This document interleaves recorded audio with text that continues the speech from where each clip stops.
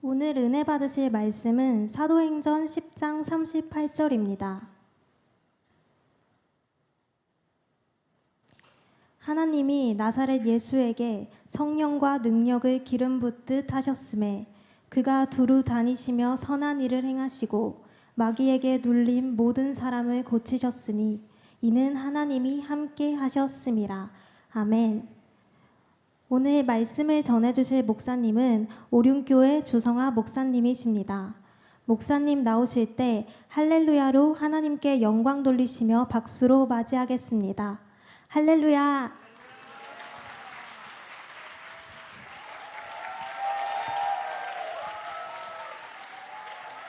자, 할렐루야, 반갑습니다. 저는 금방 소개받은 오륜교회 사역하고 있는 주성아 목사라고 합니다. 작년에 이어서 12광주리 첫날 예배 가운데 우리 너무나 귀한 청년들과 함께 예배할 수 있음이 정말 개인적으로도 큰 영광이고 하나님께 너무나 감사합니다. 여러분, 뭐든지 처음이 참 중요하잖아요. 오늘 첫날부터 하나님께서 예비하신 은혜, 또 쌓아두신 은혜, 작정하신 은혜가 충만하게 넘쳐날 줄 믿습니다. 자, 우리 그런 의미를 담아서 옆 사람과 이렇게 인사해 볼게요. 우리 끝까지 완주합시다. 네. 이거 뭐 이렇게 그 출석 체크 이런 거 있나요? 있어요? 개근하면 뭐 있나요? 뭐 아이패드 같은 거 주나요? 그런 거 아니고, 네, 티셔츠, 네.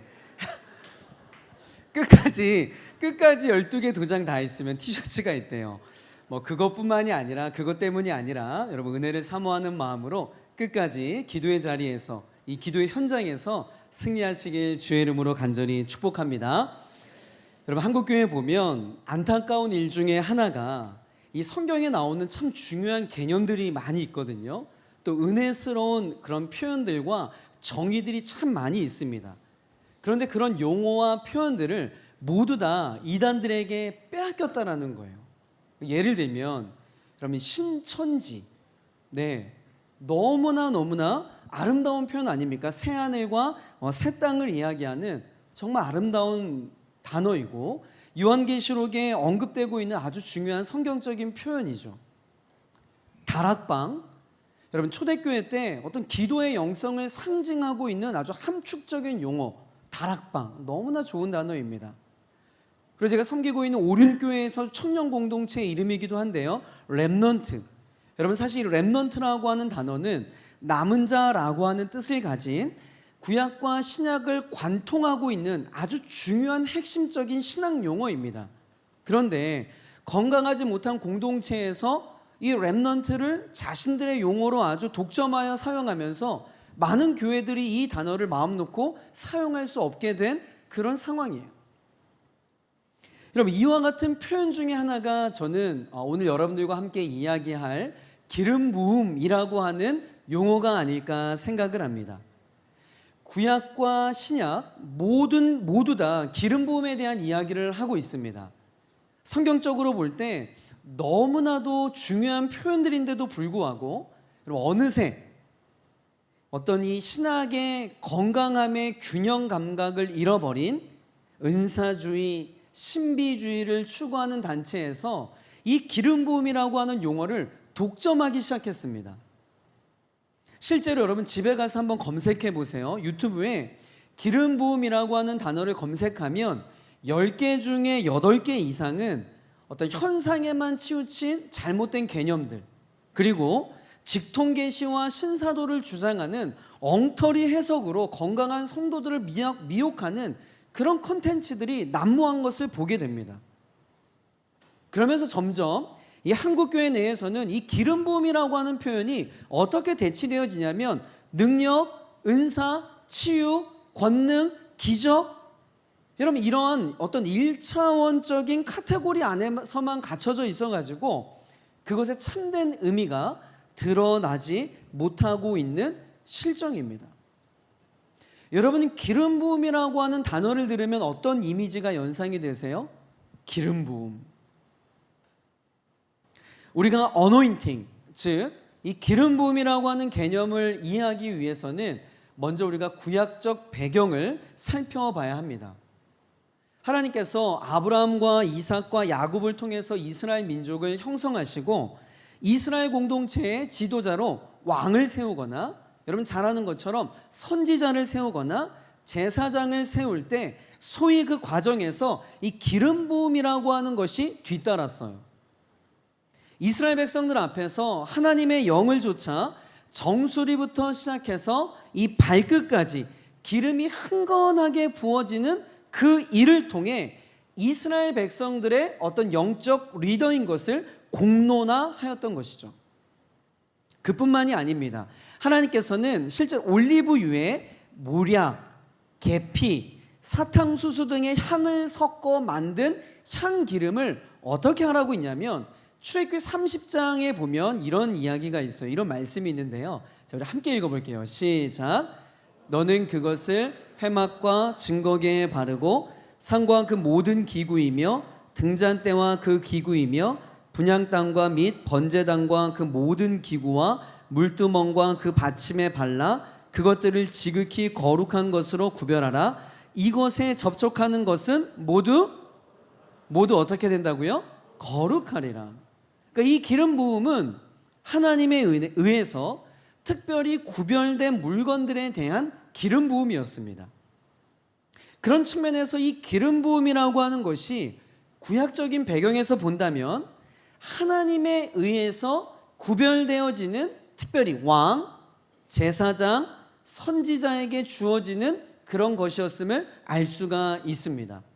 자, 그런데 이것이 신약 시대로 넘어오면서 이 성령의 기름 부으심이 누구에게 이어집니까?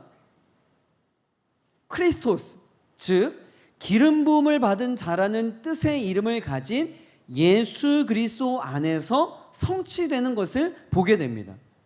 그래서 예수님은요, 나사렛 회당에서 자신이 구약의 이사야가 예언한 기름 부음 받은 종임을 본인이 직접 이렇게 이야기하십니다. 누가복음 4장 17절부터 19절 말씀이에요. 함께 읽습니다.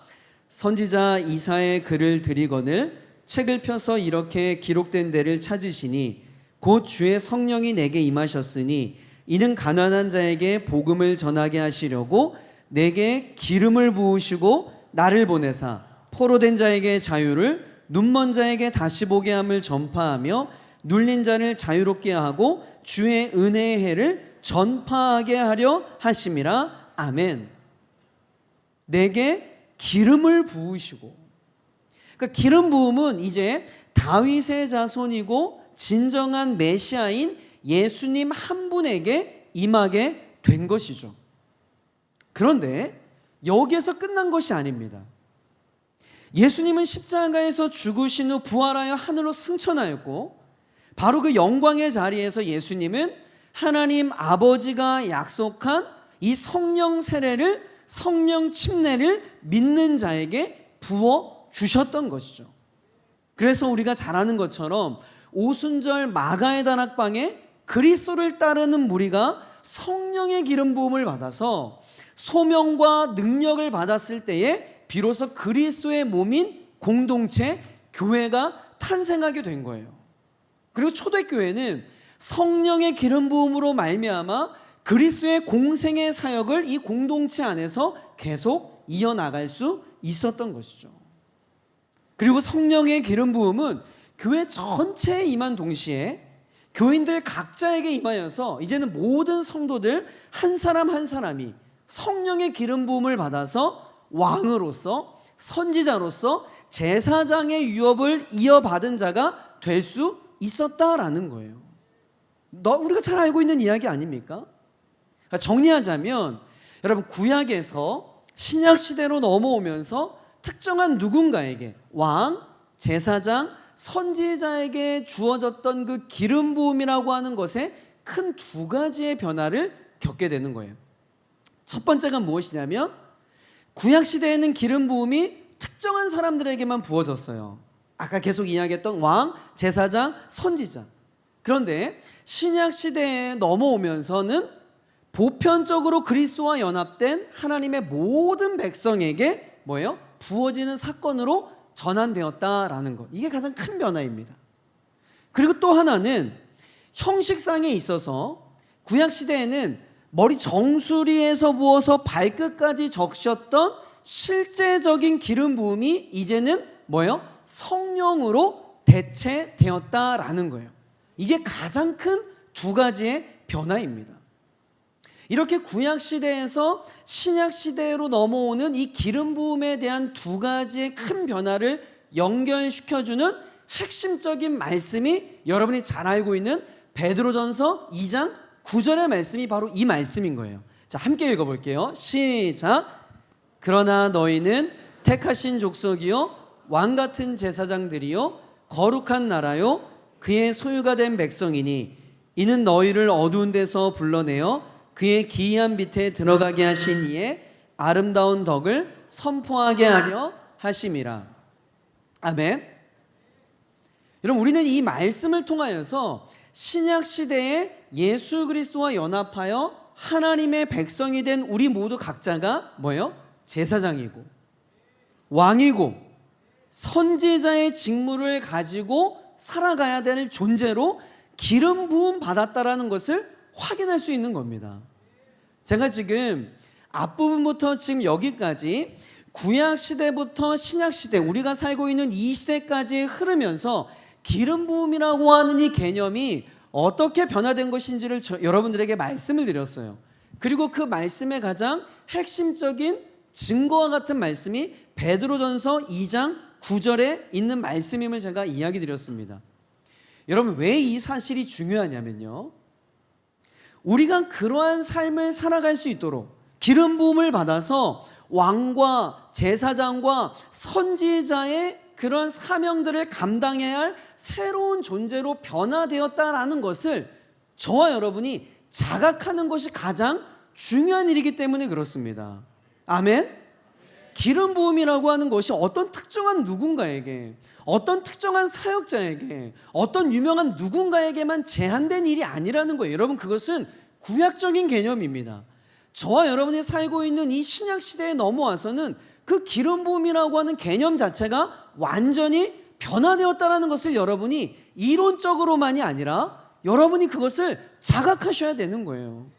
여러분 안에 내주하고 계시는, 여러분과 늘 동행하고 계시는 그 성령 하나님이 날마다 여러분들에게 기름 부어주고 계시다는 사실을 먼저 자각해야 된다는 것입니다. 아멘. 모든 그리스도인들에게 성령의 기름 부으심이 부어졌다는 사실. 그래서 여러분, 고린도후서에 보면요 1장 21절과 22절에 이 말씀이 있어요. 자, 이 개념을 가지고 이 말씀을 접근하면 완전히 다른 이야기가 되죠. 자, 함께 읽어볼게요. 시작. 우리를 너희와 함께 그리스도 안에서 굳건하게 하시고 우리에게 기름을 부으신 이는 하나님이시니 그가 또한 우리에게 인치시고 보증으로 우리 마음에 그럼 아멘이십니까? 이런 구약과 신약의 상황들을 종합해 볼 때 여러분, 지금 한국교회 현장에서 기름 부음을 주시옵소서, 기름 부음을 허락하여 주시옵소서, 충만한 성령의 기름을 부어 주시옵소서라고 하는 표현을 조금 더 의역을 한다면, 좀 더 우리에게 친숙한 표현으로 한다면 성령의 충만함을 주시옵소서, 성령의 역사가 있게 하여 주시옵소서라는 의미로 우리가 받아들일 수 있다라는 거예요. 여러분, 그렇기 때문에 우리가 날마다 하나님께 간구해야 되는 기도 제목, 하나님의 교회 공동체가 날마다 간구해야 되는 기도 제목, 아니 첫 번째 기도 제목이 있다면 그것은 바로 하나님, 저에게 성령의 기름을 부어 주시옵소서. 하나님, 우리 공동체 가운데, 우리 청년부 가운데 성령의 기름을 부어 주시옵소서. 하나님, 우리 가정 가운데, 우리 직장 가운데, 우리 캠퍼스 가운데 강력한 성령의 기름을 부어 주시옵소서. 여러분, 이 기도가 절대로 끊어져서는 안 된다라는 것입니다. 여러분, 예수님도 마찬가지였어요. 예수님이 이 땅에서 하나님의 말씀을 선포하고 이 땅에 하나님의 나라가 임하였음을 보여주기 위하여서 성령의 기름 부으심을 받았습니다. 그 대표적인 말씀이 오늘 본문 말씀인 사도행전 10장 38절의 말씀이에요. 자, 이런 어떤 전후 관계를 이해를 하시고 오늘 말씀을 다시 한번 읽어볼게요. 자, 우리 함께 읽어보도록 하겠습니다. 시작. 하나님이 나사렛 예수에게 성령과 능력을 기름 붓듯 하셨음에 그가 두루 다니시며 선한 일을 행하시고 마귀에게 눌린 모든 사람을 고치셨으니 이는 하나님이 함께 하셨음이라. 아멘. 여러분, 오늘 본문은요, 베드로가 이 고넬료의 집에 모인 수많은 이방인들 앞에서 하나님의 복음을 전하는 내용 중에 일부입니다. 그래서 베드로는 그 많은 사람들에게 예수님이 누구인가에 대한 설명을 하기 위해서 그의 나심과 그의 죽으심과 그의 부활하심이라고 하는 복음의 핵심을 이야기를 합니다. 자, 그런데 독특한 점은 베드로가 그 복음을 이야기하고 예수님이 누구인가를 이야기하는 데 있어서 제일 먼저 제일 처음으로 꺼낸 이야기가 무엇이냐면, 오늘 본문인 그 37절에 보면 뭐라고 이야기하냐면, 곧 요한이 그 세례를 반포한 후에, 침례를 반포한 후에라고 이야기를 시작하고 있다라는 거예요. 그러니까 예수님의 공생애가 세례 요한의 침례로부터 시작되었음을 강조하고 있다라는 겁니다. 자, 그러면 잠시 여러분, 우리가 예수님께서 침례를 받으시는 요단강으로 우리가 한번 잠깐 장소를 한번 이동해 봅시다. 자, 마태복음 3장 16절 말씀이에요. 자, 함께 읽을게요. 시작. 예수께서 침례를 받으시고 곧 물에서 올라오실새 하늘이 열리고 하나님의 성령이 비둘기같이 내려 자기 위에 임하심을 보시더니. 아멘. 여러분, 예수님의 침례라고 하는 이미지는요, 예수님에게 임한 성령의 기름 부으심을 말하는 겁니다. 그러니까 예수님이 침례 받으시는 이 장면은요, 예수님의 기름 부으심, 성령님의 기름 부으심을 상징적으로 표현하고 있는 맥락이에요. 자, 그러니까 베드로는 이방인들에게 예수님의 공생의 사역은 침례, 즉 성령의 기름 부으심으로부터 시작이 되었다. 그래서 예수님이 실제로 38절 말씀처럼 하나님이 예수님에게 성령과 능력을 기름 붓듯 하여서 복음을 전파하시고 성령의 기름 부음으로 말미암아 선한 일을 행하시고 성령의 기름 부음으로 말미암아 귀신 들린 자를 내어 쫓고 성령의 기름 부음으로 말미암아 병든 자를 고치시는 사역을 하셨다라는 것을 강조하고 있는 말씀이라는 것입니다. 여러분, 이거는 팩트예요. 여러분, 이건 실제입니다. 예수님의 생애는 성령의 기름 부음을 통한 하나님의 능력과 권위를 드러낸 생명사역의 현장이었어요. 행실이 나쁜 음란한 여인을요, 정숙한 사람으로 만듭니다. 죽은 자를 살려요. 병든 자를 고치십니다. 군대의 귀신을 내어 쫓기도 해요. 더 나아가 예수님이 하신 이러한 기름 부음 받은 사역은요, 사도들과 초대교회 성도들에게 그대로 이어집니다.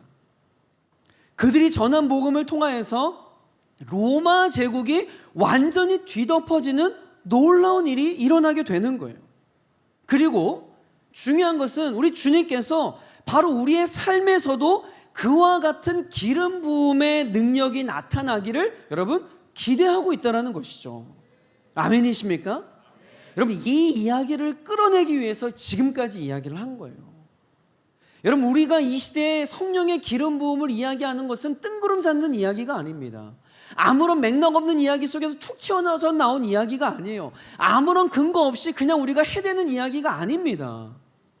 이 성령의 기름 부음이라고 하는 것은 구약시대부터 지금까지 흘러내려오고 있는 팩트의 사건이라는 것이죠. 그래서 마가복음 16장 17절 18절 말씀 우리 여러분 함께 좀 읽어볼게요. 시작. 믿는 자들에게는 이런 표적이 따르리니 곧 그들이 내 이름으로 귀신을 쫓아내며 새 방언을 말하며 뱀을 집어올리며 무슨 독을 마실지라도 해를 받지 아니하며 병든 사람에게 손을 얹은즉 나으리라 하시더라. 아멘. 여러분 아멘이십니까? 여러분 아멘이세요? 여러분 이 말씀 정말 믿으십니까? 여러분 이것은요 어떤 특정한 사람의 권세가 아니에요. 이것은 예수님을 믿는 자들에게, 다시 성령의 기름 부음을 받은 자들에게 나타나는 능력인 줄 믿으시기 바랍니다. 다시 말해서 예수 그리스도와 연합된 하나님의 백성, 성령의 기름 부음 받은 자들에게서 나타나는 능력인 줄 믿으시기 바랍니다. 여러분 이와 관련하여서요 마틴 로이드 존스 목사님이요 이 기름 부음, 어노인팅에 대해서 이렇게 말씀을 하셨어요. 제가 한번 읽어볼게요. 기름 부음은 성령이 그리스도인에게 특별하게 임하는 방법이다. 한마디로 그것은 능력의 허용이다. 하나님은 성령을 통해 믿는 자에게 능력을 주셔서 그 사람이 할 수 있는 일보다 더 큰 일을 하게 하신다. 그리고 그 사람을 성령이 역사하는 통로로 만드신다. 여러분 너무나 멋진 표현 아닙니까?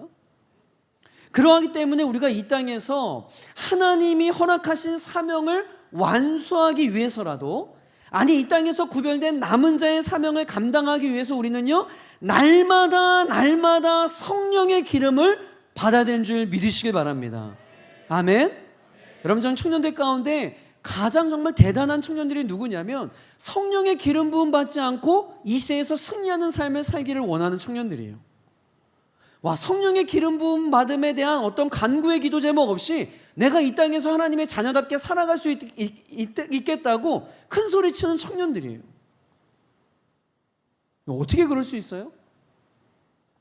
절대 그럴 수 없어요, 여러분. 성령의 기름 부으심이 있지 않고서는 이 시대 가운데 하나님의 사람으로 여러분들에게 맡겨주신 사명을요 절대 감당할 수가 없습니다. 아니에요. 정말이에요, 여러분.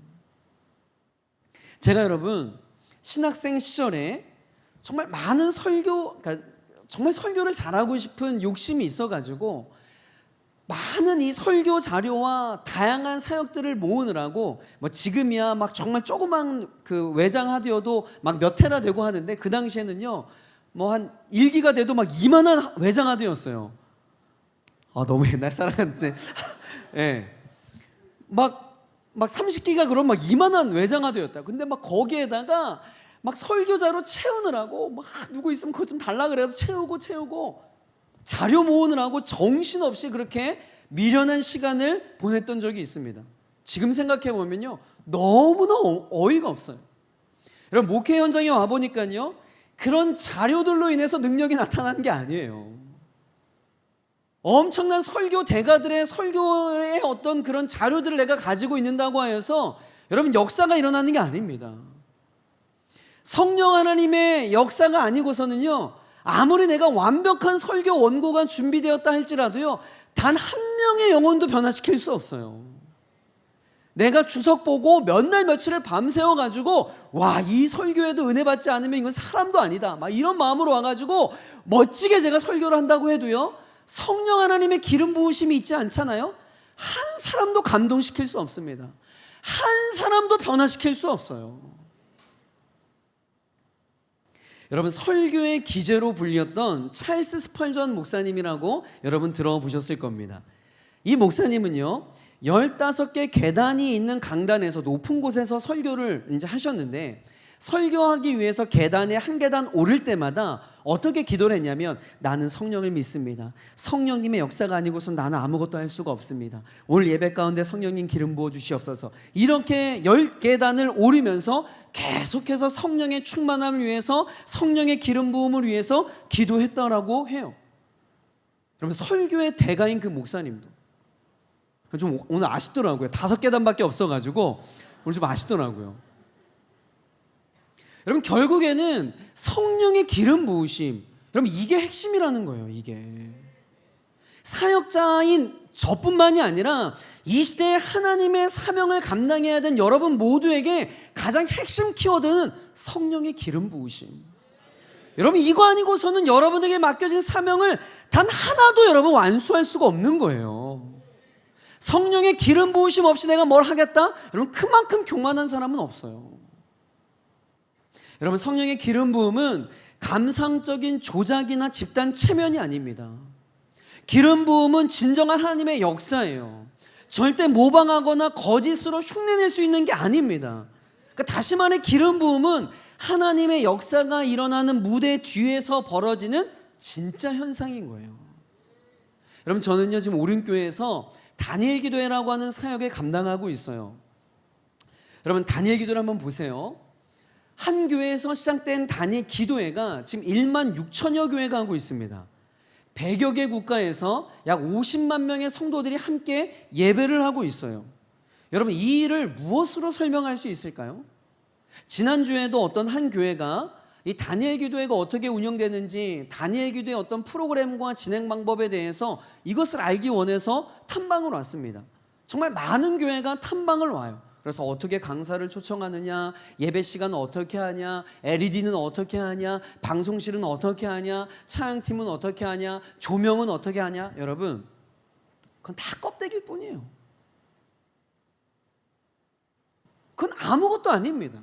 시간이 지면 다 세팅되어질 수 있는 거예요. 여러분, 다니엘 기도에는요 저희가 뭐 나눠줄 수 있는 노하우가 없어요. 왜? 저희가 한 게 아니기 때문에. 다니엘 기도를 설명할 수 있는 유일한 방법이 있다면 하나님의 기름 부으심이에요.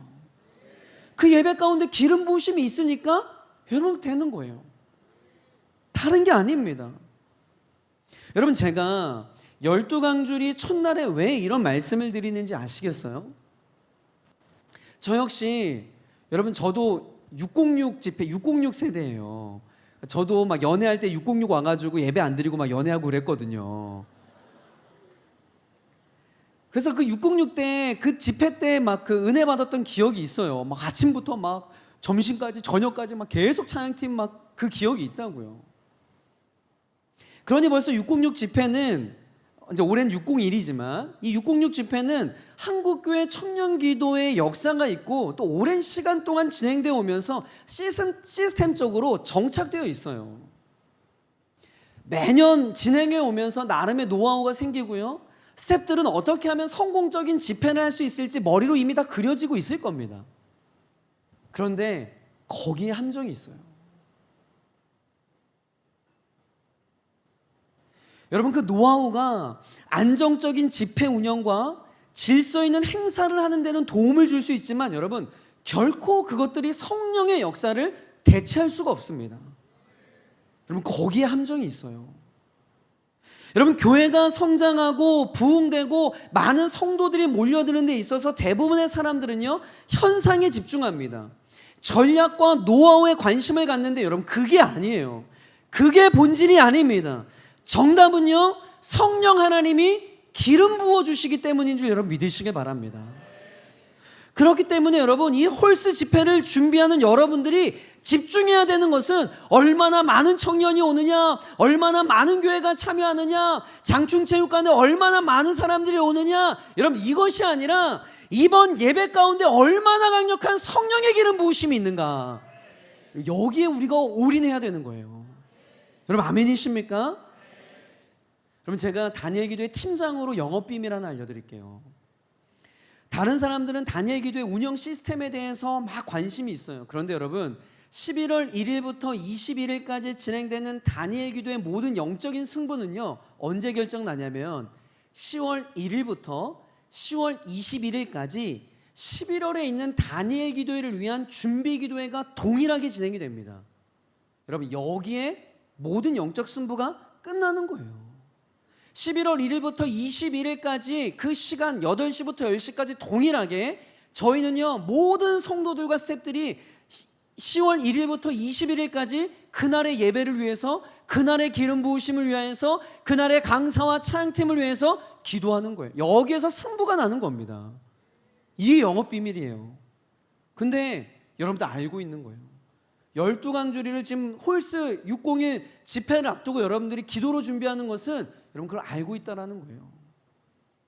여기에 모든 영적인 승부가 갈리는 겁니다. 여러분, 저는 간절히 소망해요. 오늘 빈자리가 보이는데 여러분, 내일부터 빈자리가 있으면 안 됩니다. 모든 스태프들과 우리 청년들이 나와서 여러분 기도로 준비해야 돼요. 기도의 무릎으로 승부해야 여러분 6월 1일 날 그 예배의 승부는 여기에서 결정나는 겁니다. 아멘. 그럼 내일 옆에 다 데리고 오셔야 돼요. 성가대 자리로 다 앉아야 됩니다. 여러분, 이것은 더 나아가 사역과 교회의 영역만이 아니에요. 하나님은 간절히 기도하고 헌신하고 영적 준비를 하는 자녀에게 성령의 기름을 계속해서 부어주시기를 원하세요. 그리고 하나님은 그렇게 성령의 기름 부음 받은 자를 들어 쓰셔서 하나님의 위대한 역사를 만들어 가시는 것이죠. 그렇기 때문에 기름 부음은 믿는 자의 마음과 성령이 하나 되어서 하나님의 위대한 계획을 이루어가기 위한 디딤돌이라 할 수가 있는 것입니다. 사랑하는 성도 여러분, 사랑하는 청년 여러분, 여러분 안에 내주하고 계시는 성령 하나님을 믿으십니까? 그럼 아멘이라고 여러분 고백할 수 있다면 여러분은 이미 성령 세례, 성령 침례를 받았다라는 증거일 거예요. 그런데 여러분, 우리는요 거기서 머물러 있어서는 안 됩니다. 우리는 성령 침례를 통해 내주하시는 성령님에 의해 철저히 지배받고 통제받는 상태로 나아가야 되는 거예요. 그래서 에베소서에서 바울은 이렇게 얘기하죠. 에베소 5장 18절, 여러분 잘 알고 있는 말씀입니다. 우리 함께 선포하며 읽읍시다. 시작. 술 취하지 말라. 이는 방탕한 것이니 오직 성령으로 아멘. 여러분, 여기에서 우리는 이 충만함에 대한 성경적 이해를 할 필요가 있습니다.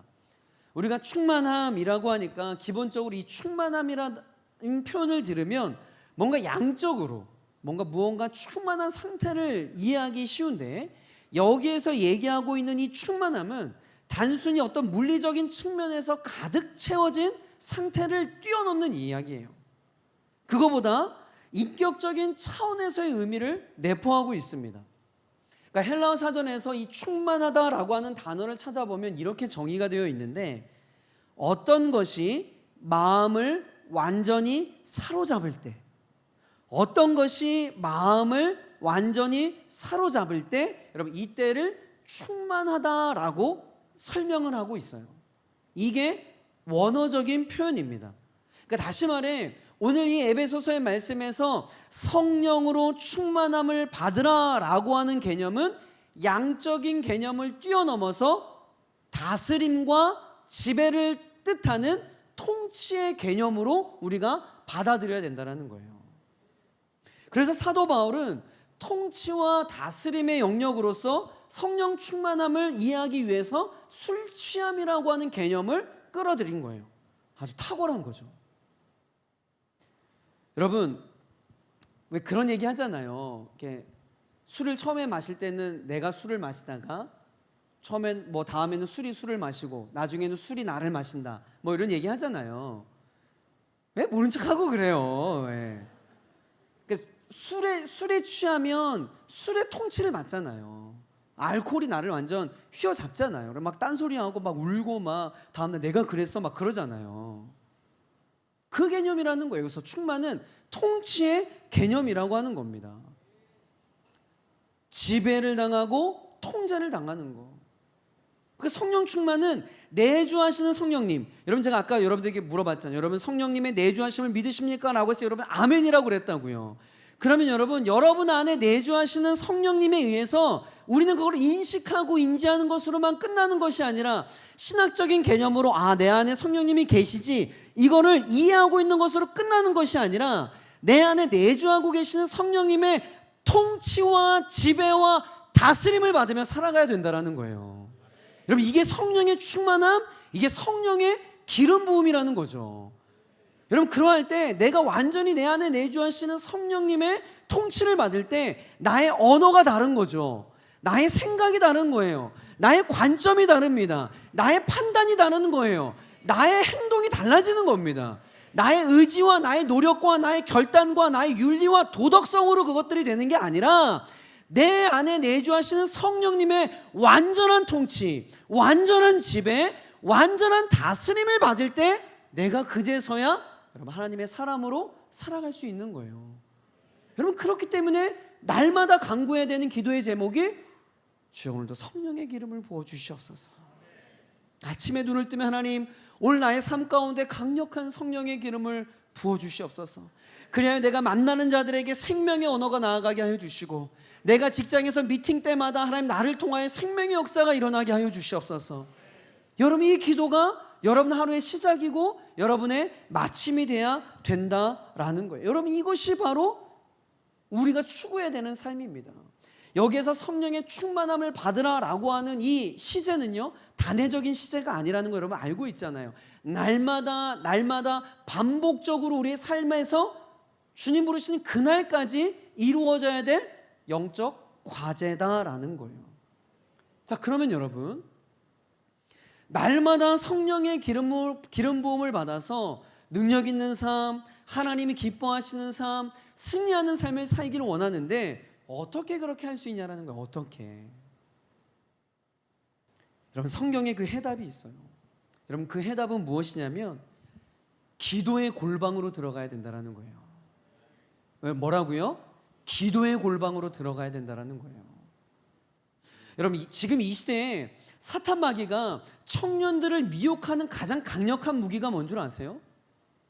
막 여러분 교회 가려고 그러는데 막 어머니가 교회 못 가게 해가지고 막 문 걸어 잠그고 막 그러나요? 막 교회 가면 다리 몽둥이 부러뜨리고 막 그러신다 그래요? 막 경찰이 와가지고 여러분 막 감옥에, 그런 거 아니잖아요. 여러분, 지금 이 시대에 사탄 마귀가 청년들을 미혹하는 가장 강력한 무기가 뭔지 아세요? 분주함입니다. 분주함. 그리고 더 나아가서 교회 열심인 청년들을 미혹하는 방법이 뭔지 아세요? 열심의 함정이에요. 내가 열심히 무언가를 한다고 하는데 그 분주함으로 인하여서 하나님과의 교제가 없어요. 내가 내 나름대로 열심히 살아가는 것 같아요. 나의 목표를 향하여서, 나의 꿈을 위하여서 열심히 살아간다라고 스스로 만족하며 살아가는데 그 분주함 때문에 하나님과의 기도의 골방에 들어가는 시간이 없다라는 거예요. 여러분, 그 분주함이 무엇을 위한 분주함인지, 그 분주함의 중심과 방향성이 무엇을 위한 열심인지 여러분 분별하셔야 돼요. 안 그러면 청년 때 20, 30대 막 열심히 한다고 뛰어다니는데 남는 게 아무것도 없어. 허망함 밖에, 피곤함 밖에. 뭔가 엉뚱한 일을 하느라 바쁘진 않은지 여러분 살펴보셔야 돼요. 여러분 삶의 분주함으로 인해 기도를 뒷전으로 미루고 싶은 유혹을 단호히 거절하셔야 됩니다. 여러분, 너무나 창피한 얘기지만 저는 목사예요. 저의 직장은 교회입니다. 그런데 여러분, 교회에 출근해가지고 퇴근할 때 어떤 날은요, 성경 한 장도 못 보고 집에 돌아온 날이 있어요. 되게 바빠. 막 누구도 만나야 되고, 뭐 신방도 해야 되고, 미팅도 해야 되고, 프로젝트도 해야 되고, 막 바빠. 열심히 살았어. 야, 오늘도 새벽부터 열심히 했다. 근데 성경 한 장도 안 보고요, 기도 한 번도 하지 않은 날이 있을 때가 있어요. 분주함의 미혹이죠. 그렇기 때문에 매일의 삶에서 기름 부음 받는 삶의 비결은 내가 하나님께 나아가고 있는가, 하나님 존전에 머물러 있는가, 여러분 여기에서 결정되는 거예요. 여러분, 한 시대에 하나님께 쓰임받았던 하나님의 사람들, 특별히 구약시대의 믿음의 사람들 한번 보세요. 하나같이요, 하나님께 나아간 기도의 무릎으로 승부했던 사람들입니다. 아브라함, 사무엘, 다윗, 엘리야, 예레미야, 다니엘. 각기 다른 시대의 환경은 다 달랐지만 공통점이 뭐냐면요, 시간을 정하여 하나님께 기도의 무릎으로 나아갔던 사람들, 분주함의 유혹으로부터 철저히 단절하여 하나님의 존전에 머물러 있었던 사람들. 그래서 그곳에서 성령의 기름 부음을 받아 한 시대의 하나님의 사람으로 쓰임 받았다라는 이 공통점이 있는 겁니다. 여러분, 구약뿐만이 아니에요. 여러분, 신약에 와서 예수님이 뭐라고 자기 자신을 이야기하냐면 나는 생명의 근원이다라고 말씀을 하세요. 자, 요한복음 7장 37절 38절. 자, 우리 함께 읽어볼게요. 시작. 누구든지 목마르거든 내게로 와서 마시라. 나를 믿는 자는 성경의 이름과 같이 그 배에서 생수의 강이 흘러나오리라 하시니. 아멘. 여러분, 여기서 예수님이 하신 분명한 워딩을 기억하셔야 됩니다. 내게로 와서 마시라. 누구든지 목마르거든 내게로 와서 마시라. 여러분, 그냥 넘어갔던 워딩이라면 잘 기억하셔야 됩니다. 누구든지 목마르거든 내가 쿠팡으로 배달해 줄게 아니에요. 내게로 와서 마시라.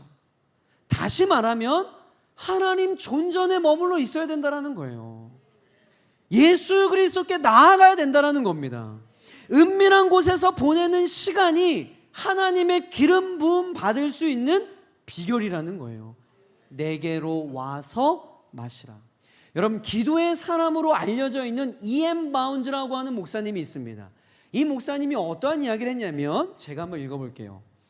성령의 기름 부음은 조건이 있는 선물이다. 우리는 끊임없는 기도로 기름 부음을 받는다. 기름 부음을 계속 유지할 수 있는 방법도 이와 같다. 기름 부음은 기도의 응답으로 하나님이 직접 주신다. 오직 기도하는 마음만 이 거룩한 기름으로 채워질 수 있다. 오직 기도하는 입술만이 거룩한 기름을 바르게 된다. 이 기름 부음을 유지하는 조건은 오직 기도, 열정적인 기도밖에 없다. 계속 기도하지 않으면 기름 부음은 하루가 지나 만나처럼 벌레가 생긴다. 여러분, 영적인 경각심이 있어야 돼요. 계속 기도하지 않으면 기름 부음은 하루가 지나 만나처럼 벌레가 생긴다. 여러분, 오늘 예배를 통하여서 성령의 충만한 기름 부음을 경험하셨어요? 여러분, 내일요? 여러분, 하나님 존전에 머무는 시간이 없잖아요. 그 은혜는 만나처럼, 벌레가 생긴 만나처럼 없어져 버리고 말 거예요. 그렇기 때문에 날마다 하나님의 존전에 머물러 있는 것, 여러분, 여기에서 승부가 나는 겁니다. 그럼 말씀을 좀 정리할까요? 제가 요즘 들어 성령의 기름 부음에 대해 진지하게 고민하고 묵상하게 된 계기가 있습니다. 우연히 여러분, 복음주의 아주 유명한 설교자로 쓰임받고 있는 이 알티 캔달이라고 하는 목사님이 있는데요. 이 목사님의 설교를 제가 우연히 영상으로 보다가 정말 망치로 머리를 한 대 얻어맞은 듯한 그런 엄청난 충격이 저에게 있었습니다. 그 목사님께서 설교 가운데 어떠한 이야기를 하셨냐면, 제가 그 표현을 읽어드릴게요. 여러분, 여러분도 한번 같이 묵상해 보세요. 성령께서 교회를 완전히 떠나신다 해도 오늘날 교회가 하는 일들의 90%는 아무런 지장을 받지 않는다. 다시요. 성령께서 교회를 완전히 떠나신다 해도 오늘날 교회가 하는 일들의 90%는 아무런 지장을 받지 않는다. 여러분, 오늘날 교회가 얼마나 본래의 모습으로부터 왜곡되어져 있는지를 일깨워주는 문장이에요. 여러분, 저 스스로도 어쩌면 우리가 열심히 한다고 하는 사역이지만 이 사역이 정말 성령의 기름 부으심을 의지하여 하는 사역일까? 여러분, 이런 질문을 해봤어요. 열심히 뛰어다닌다고는 새벽부터 밤늦게까지 그렇게 뛰어다니는데 과연 이 사역 가운데 성령의 기름 부음이 있어서 내가 하는 사역일까? 여러분, 여러분에게도 적용해 볼 수 있는 질문입니다. 성령께서 완전히 떠나신다 해도 이번 601 성회가 진행되는 데 있어서 아무런 지장이 없는 사역은 아닐까? 여러분, 이 질문에 여러분 어떤 답변 하시겠어요? 여러분, 교회와 사역뿐만이겠습니까? 여러분 각자에게도 적용해 볼 수 있어요. 나의 일상과 나의 삶 가운데 성령 하나님께서 완전히 떠나신다 하더라도 아무런 지장이 없는 그런 인생 아니세요? 성령 하나님의 개입하심이라고는 전혀 찾아볼 수 없는 형식상의 크리처는 여러분 아니십니까? 내 안에 성령 하나님이 내주하시고 있다는 것을 신학적인 개념으로만 알고 있지, 날마다 그 성령 하나님의 다스림과 통치와 지배를 받는 데는 아무런 관심도 없은 채 그냥 그렇게 아무런 구별되지 않는 삶을 살아가고 있지는 않으세요? 과연 여러분 직장에서 여러분들이 여의도 순복음교회 청년이라는 것을 알고 있습니까? 여러분 캠퍼스에서 여러분은 어떠한 사람이세요? 여러분, 솔직히 정말 여러분들이 원하고 바라는 게 무엇입니까? 세상의 물질과 명예와 권력이세요? 예수님을 이용해서 여러분 무언가 어떤가를 얻기 원하십니까? 아니면 성령의 기름 부으심입니까? 여러분 사무엘상 16장 1절에 보면요 너무나 중요한 말씀이 있습니다. 제가 한번 읽어볼게요. 여호와께서 사무엘에게 이르시되 내가 이미 사울을 버려 이스라엘 왕이 되지 못하게 하였거늘 내가 그를 위하여 언제까지 슬퍼하겠느냐. 너는 뿔에 기름을 채워 가지고 가라. 내가 너를 베들레헴 사람 이새에게로 보내리니 이는 내가 그의 아들 중에서 한 왕을 보았느니라 하시는지라.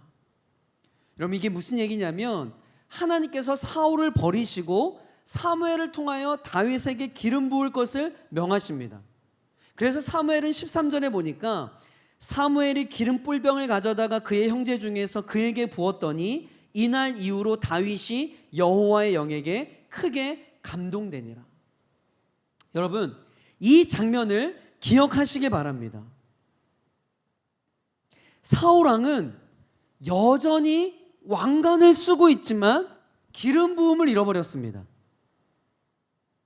그러나 다윗은요 아직 왕관을 받지도 않았지만 사울 왕이 빼앗긴 기름 부으심을 받았어요. 여러분은 무엇을 더 원하십니까? 사랑하는 청년 여러분, 여러분이 진짜 원하는 게 뭐예요? 기름 부음이 없는 왕관을 원하십니까? 아니면 왕관이 없는 기름 부음을 원하십니까? 사울 왕은요 권력도 있어요, 명예도 있습니다, 인맥도 장난 아니에요. 그를 따르는 사람이 엄청 많았어요. 그러나 그에게 성령의 기름 부으심이 없었어요. 다윗 아무것도 가진 게 없습니다. 권력, 명예, 그를 따르는 자 아무도 없었어요.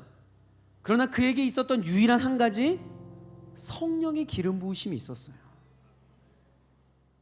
여러분이 진짜 원하는 게 뭐예요? 여러분 왕관이십니까? 아니 기름 부음이세요?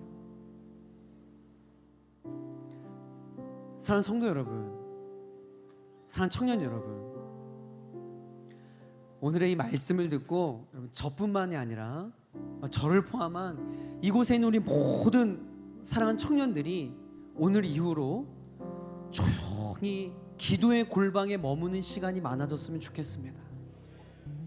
사랑하는 청년 여러분, 아무리 시대가 변화도 변하지 않는 영적 원리가 있어요. 그것을 캐치하셔야 돼요. 이 시대 하나님은 하나님의 마음에 합한 다윗과 같은 사람을 찾고 계십니다. 누가 뭐라 해도 조용히 기도의 골방에서 날마다 성령의 기름 부음을 받아 충만한 그 사람을 여러분 찾고 계세요. 저는 이번 홀스 성회가 601 집회가 여러분 무엇보다 기도로 준비되어지는 집회가 되었으면 좋겠습니다. 다시 한번 내일부터 이 자리에 빈자리가 있으면 안 돼요. 나오셔서 기도의 무릎으로 여러분 승부하셔야 됩니다. 여러분 이곳에 여러분의 눈물로 촉촉히 적셔 있으셔야 여러분 601 성회가 여러분 승리하는 예배가 될 거예요. 제가 올라오기 전에 우리 김남주 목사님에게 그런 이야기를 들었어요. 이번에 매번 606이 아니라 601로 왜 하나님께서 옮겨주셨느냐. 여러분 6월 1일 날 여러분이 장충체육관에서 예배드리는 그때에 서울시청에서는요 동성애 퍼레이드가 일어난대요. 하나님의 뜻이 어디에 있겠어요 여러분? 정신 차려야 돼요 여러분. 우리가 기도의 무릎으로 승부하시길 주의 이름으로 간절히 축복합니다. 여러분 오늘 마지막 사도행전 10장 38절 오늘 다시 한번 이 말씀 읽고 우리 함께 좀 찬양하며 기도했으면 좋겠는데요. 우리 다 함께 읽어보겠습니다. 시작. 하나님이 나사렛 예수에게 성령과 능력을 기름 붓듯 하셨음에 그가 두루 다니시며 선한 일을 행하시고 마귀에게 눌린 모든 사람을 고치셨으니 이는 하나님이 함께 하셨음이라. 아멘. 아멘. 여러분 이러한 능력이 저와 여러분에게 나타나길 간절히 축복합니다. 이러한 능력과 권세가 이번 601 집회 가운데 넘쳐나길 간절히 축복합니다. 사랑의 하나님, 12강주리 청년 12강주리 기도의 첫째 날 하나님 앞에 올려드리게 하시니 감사합니다. 하나님, 우리가 늘 성령의 인도하심 따라 성령의 충만함으로 살아갈 수 있는 귀한 청년들, 주의 백성들 될 수 있도록 주님 인도하여 주시옵소서. 특별히 하나님, 오늘 말씀 전하신 우리 주성화 목사님 모든 사역 가운데 하나님 함께 하시고 동행하여 주시고, 특별히 오른교회 청년국 가운데도 함께 하셔서 또 렘넌트 워십 가운데도 함께 하셔서 하나님의 귀한 사명들을 감당하기 부족함 없도록 성령님들 함께 하시고 역사하여 주시옵소서. 특별히 하나님, 우리가 601 성회 홀스 성회를 위해서 기도합니다. 하나님, 우리가 기도하는 모든 기도의 제목들이 성회 당일날, 본성회 당일날 열매 맺을 수 있도록 주님 역사하여 주시옵시고, 준비되어지는 모든 과정 가운데 하나님 동행하시고 성령님 함께 하셔서 그 성회를 통하여서 많은 영혼들이 하나님께로 돌아오며 또 많은 청년들이 하나님께 다시 한번 무릎 꿇고 눈물을 흘릴 수 있는 귀한 성회 될 수 있도록, 예배될 수 있도록 주님 인도하시고 역사하여 주시옵소서. 우리가 온전히 기도로 준비합니다. 성령님 함께 하시고 동행하여 주시옵소서. 감사드리며 울고 나신 예수님의 이름으로 간절히 기도했습니다. 아멘.